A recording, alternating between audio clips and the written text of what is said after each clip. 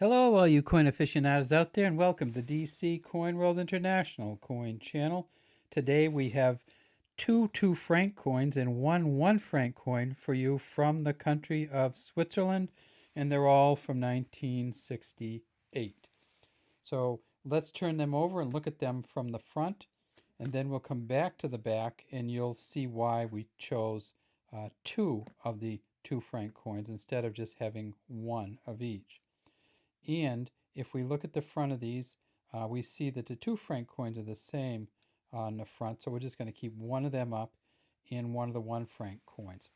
So let's go to the left and let's look at that franc coin right there. And we'll kind of isolate it a little bit.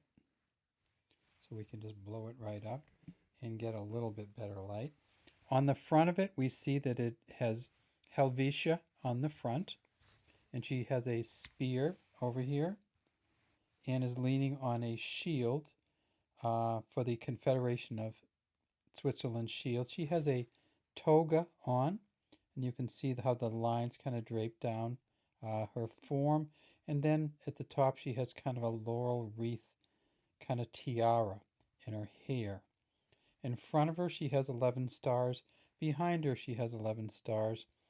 And she is these 11 stars are for the cantons that make up the Confederation of Switzerland, or essentially the states or districts of Switzerland. At the bottom we see it says Helvetia, and then over here it says A Bovie, and over here it says Inc. Okay, the designer of this coin was Antoine Bovie. And over here it says INCT. Essentially, it's incorporated. And Antoine Bovie designed both the front and back of this coin. If we look at the shield, we see the lines here. We see some really good definition. So this coin's in pretty good shape. It's a 2 franc coin. It is copper nickel, weighs 8.8 grams.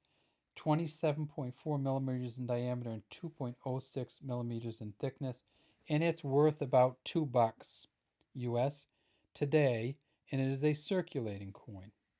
Now let's look at the 1 franc. Same thing, it's Helvetia here. She is again carrying a spear, leaning on a shield, 11 stars in front, 11 behind, and Antoine Bovie inked designed this one too. If we look at the edge, it's a reeded edge, and of course there is a kind of a beaded inner rim going around it.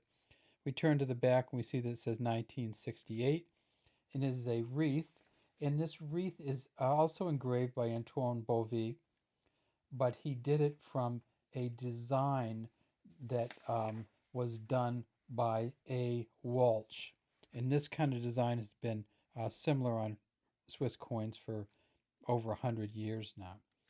So let's take a look at the back of these two, and you'll see why we had two of them. We'll break it down just a little bit. So there's the 1 franc, there's the 2 franc. Sorry about that light flash. And there's the other 2 franc.